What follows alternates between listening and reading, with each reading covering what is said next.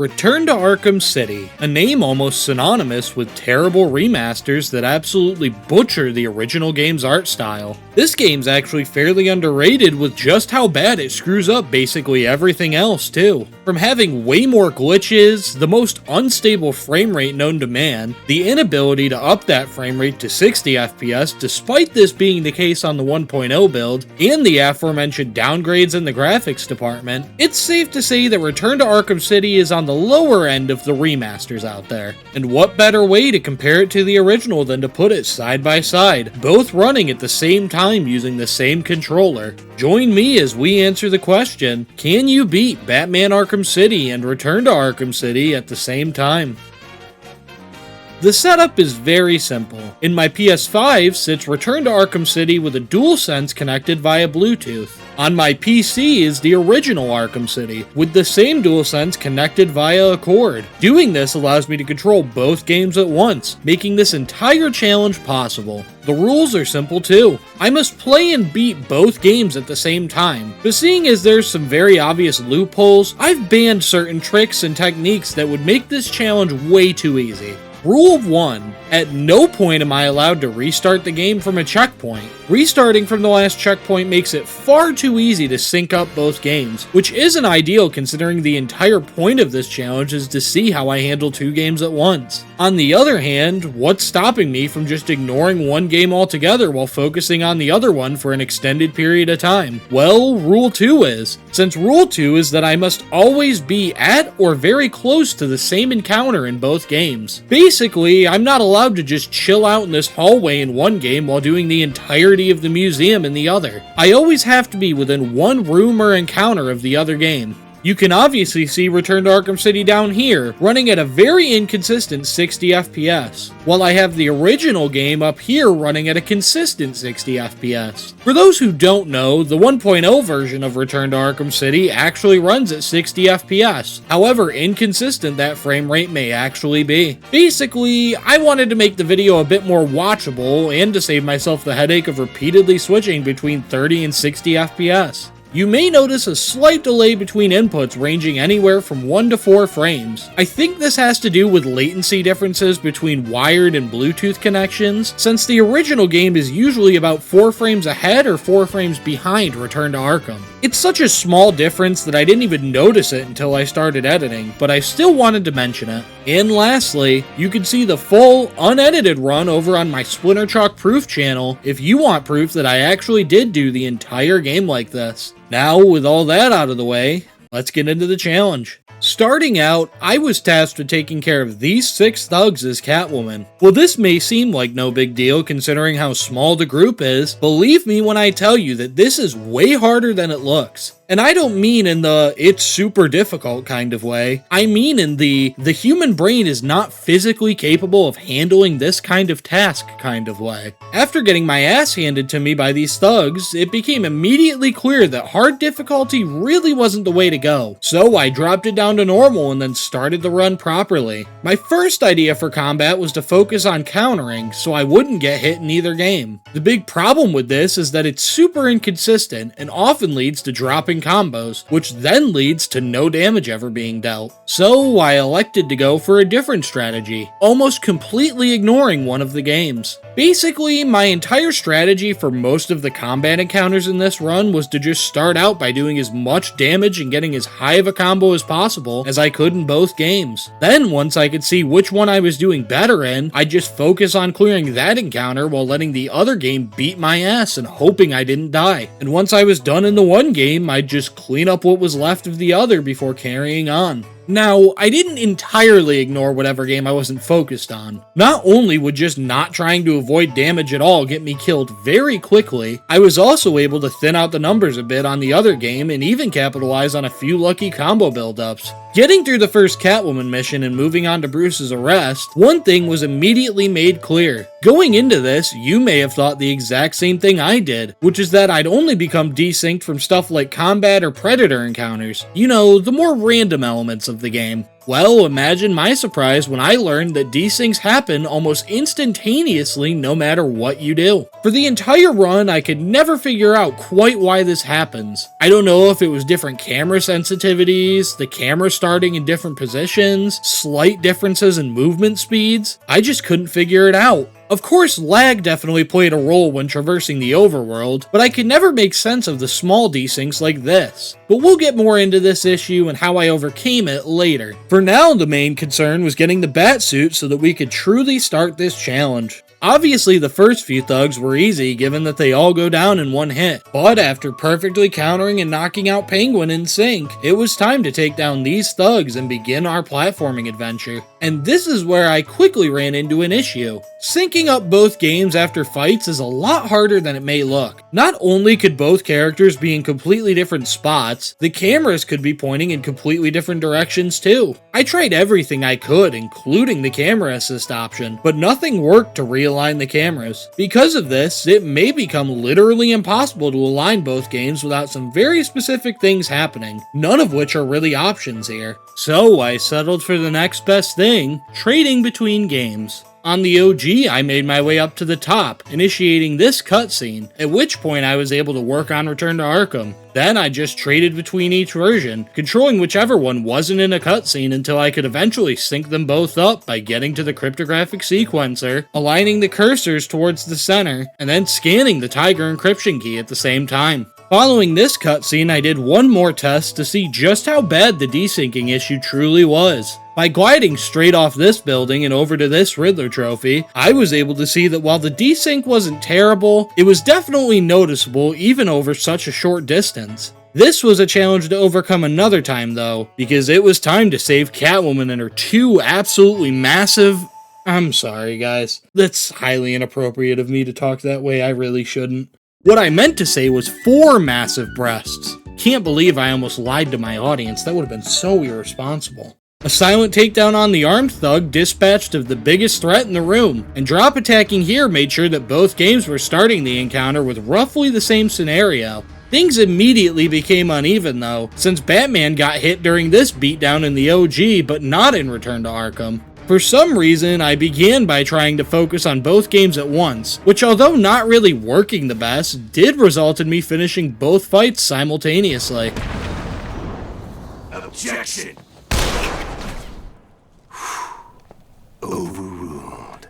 The church was up next, and aside from my pleasure at seeing Mommy Quinn twice, nothing was meaningfully different here. So I simulated 9/11 and was on my way to the industrial district. Here I made sure to acquire the grapnel boost on both save files. This may seem strange considering I usually skip this in my runs due to it not saving all that much time, but there's actually a very good reason for picking it up here. As I showed earlier, becoming desynced was all too easy while traversing the open world. An easy way to mitigate this though was grappling, since grappling to specific points will always bring you to the same spot. I could typically keep both games relatively in sync as long as I frequently use grapple points, and while it may not seem like it, the grapnel boost actually made this a lot easier, since if you hold a direction while using it, Batman will snap to a specific and consistent angle in relation to whatever you grappled onto. This meant I always knew exactly what angle both Batman were going to glide into, making it easier to keep them on track. With every little thing posing a threat to my ability to navigate both games together, it was also the tiniest details that would save me. The steel mill was up next, and things honestly weren't looking too bad. Platforming through the chimney was easy, since I was in sync for most of it. The loading bay fight was as easy as kicking ass in one while doing a borderline pacifist run in the other. In the assembly line, I entered to see that in Return to Arkham, this thug was already at his final spot, and this button was already pressed for some reason. And with all that over with, it was finally time for the smelting chamber. This being the first real Predator encounter of the run, I was prepared to figure out a general strat and see how well I could stay synced between games. So imagine my surprise when I immediately messed things up by whiffing the double takedown in OG. I was able to quickly realign things, but it wasn't too much longer before I messed it up again. Given how small and spread out the thugs in this room are though, it wasn't too difficult to get through the encounter anyways. So with Stacy Baker saved and the wreck acquired, it was time to head back to the loading bay to take on Mr. Hammer, who finally has 2 arms if you think about it in a very roundabout way. My main strategy, as always, is to just focus on Return to Arkham while ignoring OG, focusing on getting Mr. Hammer down as quick as possible and taking full advantage of special combo takedowns. This strat worked wonders, and before too long I was on to the second Catwoman mission, one I really wasn't looking forward to. Not only is the desync shown off in Batman's Traversal only worsened with Catwoman, I was also very concerned about the combat encounter in Ivy's lair. While my Traversal concerns were easily overcome by just having both games grapple to the same points at the same time, the combat concerns were anything but overcome. With 3 waves of enemies all on different levels, my usual strategy of ignoring one game and then cleaning it up after wasn't exactly ideal. After each wave, Ivy will fill that level with poison gas that will slowly damage you if you remain there. This meant that just standing around after finishing a wave wasn't really an option, and after quickly figuring out that pressing the grapple button while on the ceiling drops you back down, I quickly realized that sitting on the ceiling wasn't exactly a foolproof plan either. So I tried my best to juggle both games at once, having varying levels of success. Wave 1 went as good as I could have asked for. Wave 2 wasn't perfect, but I managed to finish Return to Arkham just as the poison started in OG, so it wasn't a huge deal. And Wave 3, as disjointed and overwhelming as it could be at times, wasn't too difficult given how easy this game is on normal. Next up was the GCPD, an area that didn't go exactly as I had hoped. Getting inside was as easy as using a smoke pellet to run straight past these guys, but inside is where I had a little bit of trouble. I was hoping that I could do the speedrun route for this room on both screens simultaneously. Instead, I immediately messed up the trick since Batman refused to get out of corner cover and Return to Arkham, resulting in this absolute mess of an attempt. Luckily, this led to me discovering a brand new strategy for realigning the cameras, hanging from vantage points. A mechanic that exists for no reason other than aura farming purposes, the Arkham games allow you to hang from vantage points. This on its own isn't very useful, but pressing the button again to get back up automatically positions the camera at a certain angle, meaning if I could get both Batmen onto the same vantage point, all I had to do was hang and then get back up to realign the cameras. While this may only seem useful for Traversal and not for desynced Predator encounters, it actually helped massively, since now I didn't have to try to account for different layouts on each screen. If I did this trick and then went in one direction and returned to Arkham, then I knew where Batman was also going in the OG. Unfortunately, the GCPD was also where I discovered the importance of paying attention to detective mode, since this inverted takedown caused one game to have detective mode off when the other one had it on. Overall, despite being a massive disappointment in the pulling off super cool tricks department, GCPD ended up being a great learning ground for various aspects of the challenge. And with that, it was time to take down Penguin's jammers. The first 2, as I'm sure you could guess, were extremely easy due to their small number of thugs. My main strategy was to just clear it on one game, then use the animation of destroying the jammer to traverse or fight in the second game. I also quickly figured out that if I could manage to destroy the same side of the jammer at the same time, I'd easily sync up both games to make traversal to the next one easier. When it came to the third jammer, things got a bit trickier though. Immediately upon arriving to the subways, I accidentally desynced the games, making entering and traversing the subways a lot harder than it needed to be. Looking back at it now, this vent would have been a super easy way to resync both games, but I didn't think about this trick until a little bit later. So for now, I banged my head off of walls until eventually making it to this vantage point. This Predator section actually started out great, with me getting multiple enemies down in both games easily. This all stopped when Return to Arkham decided to do what it loves most though, and crashed. So I finished off OG while the game was loading and then loaded back into the subways to finish off the jammers. After this, I used a gargoyle to resync, immediately screwed up my orientation in both games, discovered the vent realignment trick I mentioned earlier, took care of a few thugs in the museum lobby, and was finally onto the part of this run I'm sure you've all been looking forward to, the Gladiator pit. And you may be surprised to hear that my strategy actually did change here. For the first wave, I did a decent job managing both games at once for a bit, but focused mainly on the OG after taking a few hits in Return to Arkham. I made sure to stall taking out the final thug in the OG for a while though, ensuring I could go into Phase 2 at the same time on both versions. After getting on the Titan Thug, I immediately realized what my strategy would have to be for the second wave. With the Titan Thug and a huge number of normal thugs present, trying to actually manage both games at once clearly wasn't viable, but neither was just tanking through damage. So, I abused the Titan Thug to give me invincibility. Basically, I would just get on the Titan Thug in one game, giving me complete invincibility for a good while. And while that was occurring, I would just knock out as many thugs as possible in the other version. I did have to tank a few hits here and there to set up staggering the Titan Thug, but all in all, this strat worked beautifully. Heading into the torture chamber, I immediately messed up skipping the first encounter with Tiny. I did get it on my second attempt though, meaning it saved me literally 0 time, but also looked vaguely cool, so I guess it balances out.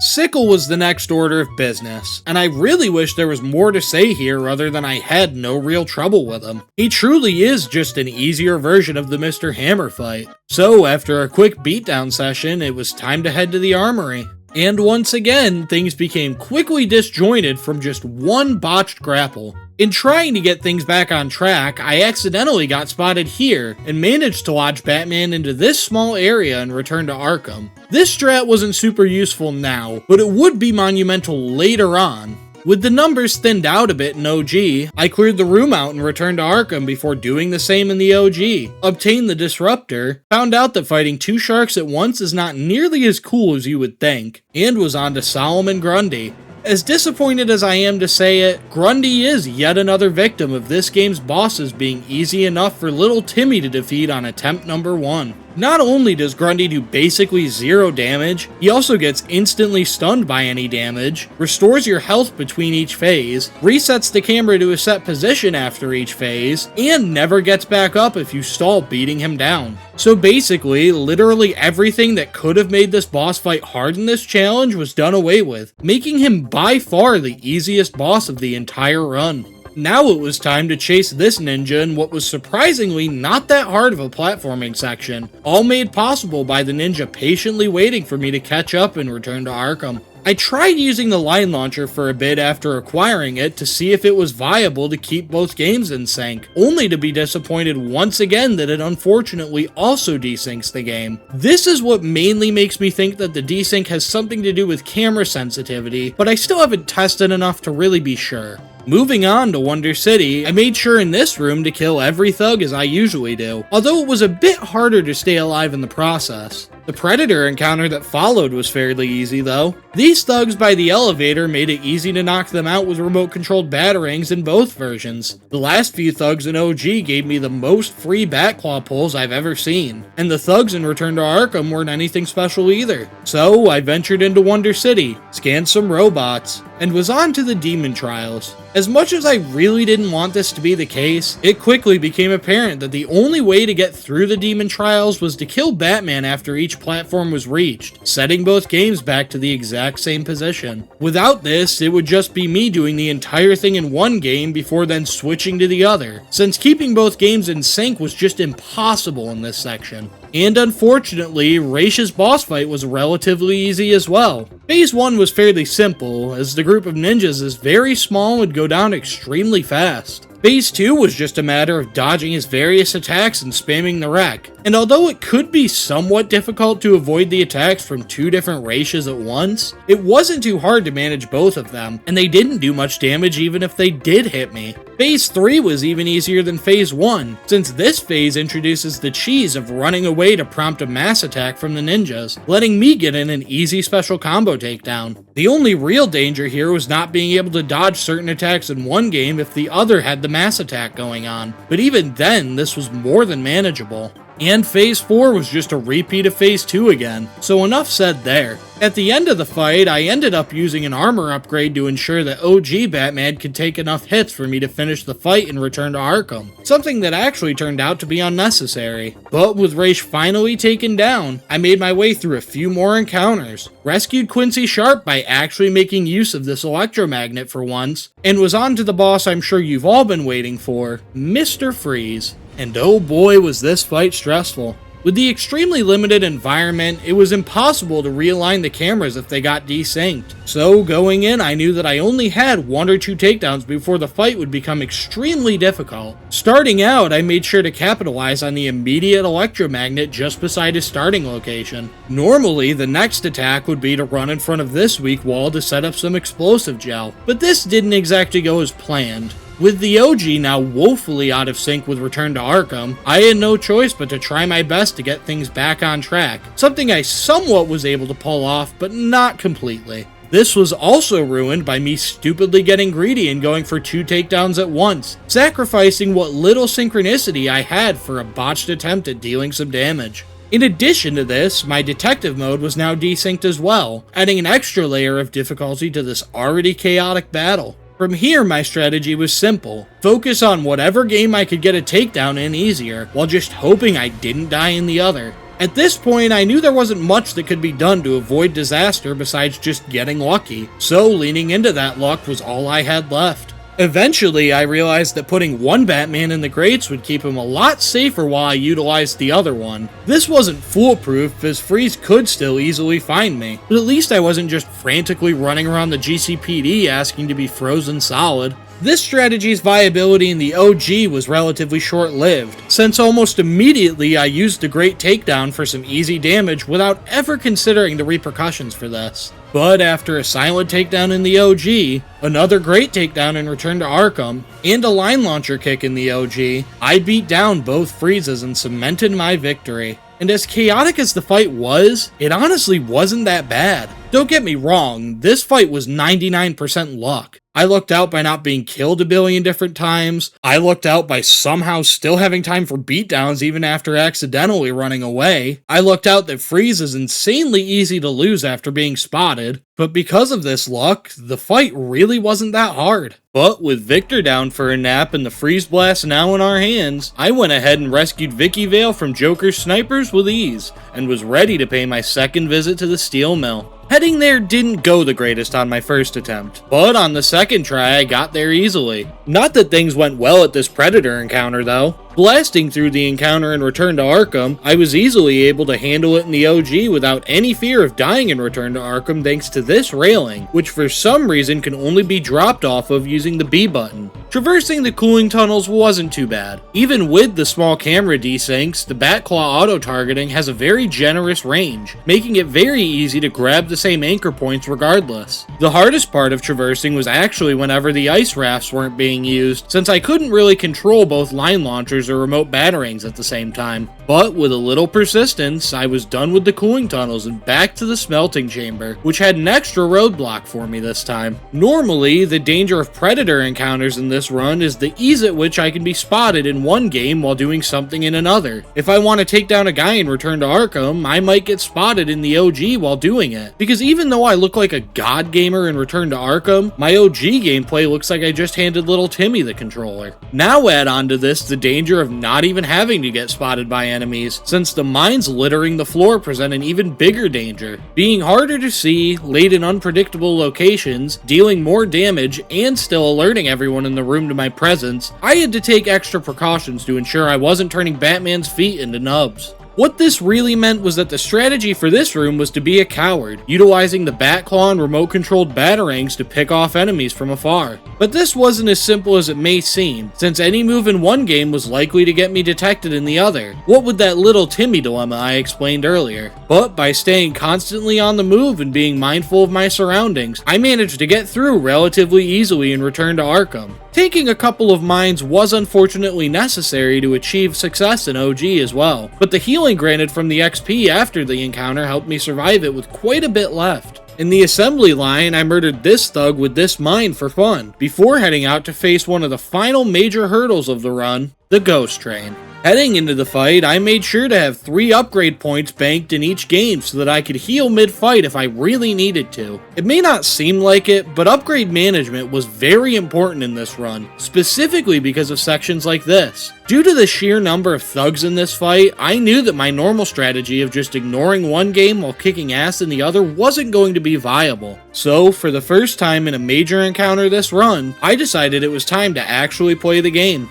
Yes, I focused on both screens at once. Certain animations such as counters or special combo takedowns would prevent Batman from moving in one game, giving me the perfect opportunity to focus on the other for a few seconds. Besides this very basic strategy, it was also important to focus on hitting counters in both games at once to keep my combo from dropping, and especially to try and attack both Mr. Hammers at once. Given Mr. Hammer's insistence on hitting you through counter animations, and just being an overall nuisance regardless of how far away from you he is, taking him down was my top priority. This also helped me rack up special combo takedowns, an amazing way to thin out the numbers while I was at it. By the time both hammers went down, my health situation wasn't looking the greatest in either game, so this is where I cashed in the first combat armor upgrade. From here, my strategy was exactly the same as in the Gladiator pit. Abuse the invincibility granted while riding a Titan Thug to get through the other game as quickly as possible. This strategy didn't go nearly as nicely as last time though, so before too long I was cashing in my second armor upgrade, and with just a little more wailing on each Titan Thug, I quickly finished both fights and was finally onto the part that I was dreading even more than the Ghost Train, the third Catwoman mission. Considering how annoying this mission is on a good day, trying to do it twice at the same time with the inability to keep my Catwoman synced was bound to be a nightmare. Little did I know the desync would be even worse than just movement, because the enemy locations in Return to Arkham were a few seconds behind the OG, making it even harder to align things when pickpocketing the guards. Despite this fact, I managed to pickpocket 3 keycards without being spotted on my first attempt, and was now able to begin what I thought would be the worst part. Relatively quickly, I got myself spotted and returned to Arkham. Lucky for me, this caused me to hide in these grates, making me realize that this truly wouldn't be as bad as I had thought. By just hiding in the grates and Return to Arkham, I was able to blast through the encounter in the OG before finishing off Return to Arkham shortly after, turning what I thought would be one of the hardest parts of the entire run into a cakewalk. One quick combat encounter later, I used Ivy's plants to sync up both games, let the treasure go so I could save Batman, and was ready to head on to Protocol 10. Going into Protocol 10, I figured this would be extremely difficult. So, imagine my surprise when I learned that every helicopter in Protocol 10 follows a set path with specific timing, making it extremely easy to keep both games aligned and progressing forward. With that major headache averted, I obtained the Master Control program and was on my way to the processing center, where Return to Arkham decided to crash yet again. This is the second time Return to Arkham crashed during the run as a result of using the remote-controlled Batarang, so it seems it might have something to do with that. I don't really know, but I do know that playing on the 1.0 version probably isn't doing me any favors. Once again, I waited until Return to Arkham was loading before going further in OG, and after a monologue from Strange, I was ready to take on the final combat encounter of the run. Being a good 30 seconds ahead in the OG gave me a great lead in the combat encounter, allowing me to thin out the numbers very quickly. With a good start already established in the OG, I focused on clearing that fight first while tanking hits and slowly knocking out the occasional enemy in Return to Arkham. I did unfortunately die in Return to Arkham due to my insistence on not wasting a level up healing, but on my second attempt I blew through the room without too much trouble. I really wish there was more to say about the final combat encounter of the game, but tanking damage is such an easy strategy considering how little damage Batman takes in melee combat. But with the processing center finished, I headed back to the Wonder Tower Foundation.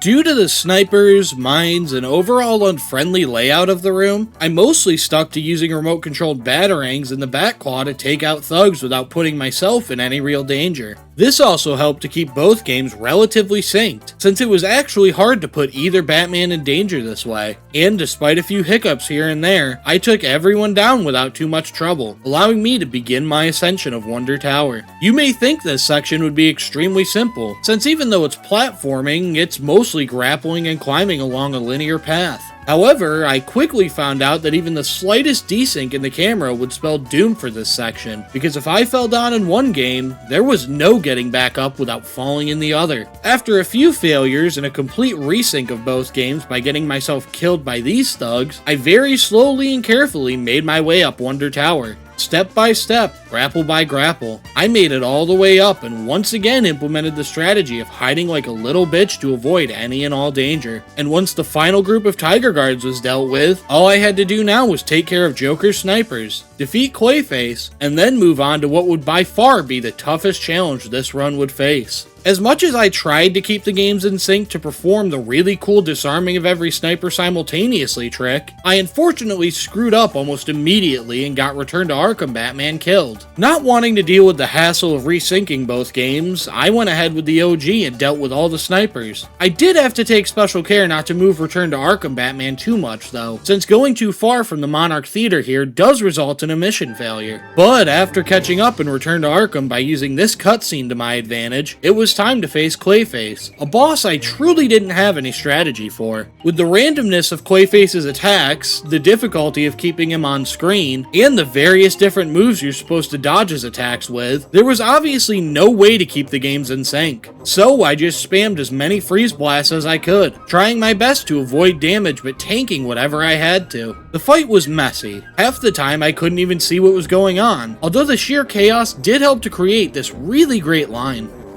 You're supposed to be doing Batman, remember?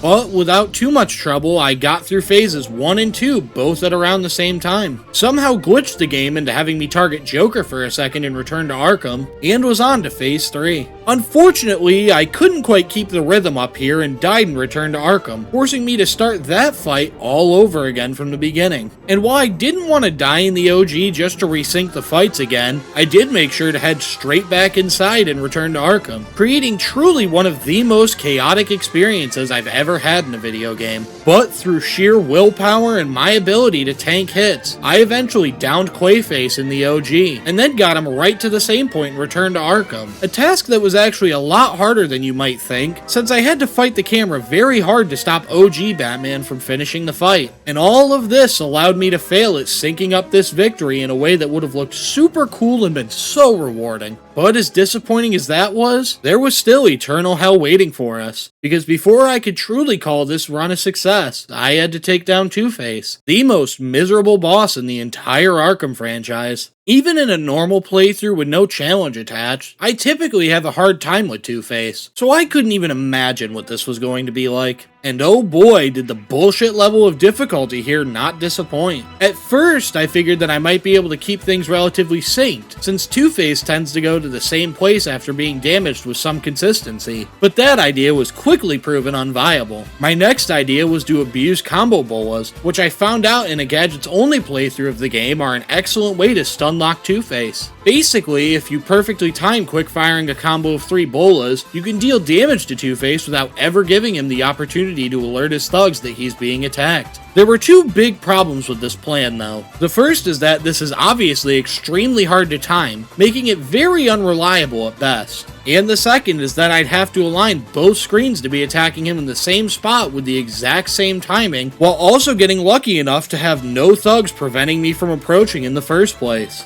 Needless to say, I died a lot in this fight trying different things, but eventually I remembered something I had done in this very room hours earlier. By getting Catwoman on top of one of these gargoyles in one game, I basically had free movement in the other. There was very little danger of her ever falling off this little ledge and being spotted, and even if she did go off the ledge, she was more than likely just going to jump back onto the gargoyle. So, abusing this trick, I wedged OG Catwoman here and landed hit after hit on Two-Face and returned to Arkham, eventually knocking him out and allowing me to begin doing the same in the OG. And despite needing to use an armor upgrade at one point after accidentally being spotted, and then still dying because of my own stupidity, I eventually did it. I defeated Two-Face for the second time, and finished what has to be one of the most chaotic runs I have ever done on this channel. And trust me, that is some steep competition.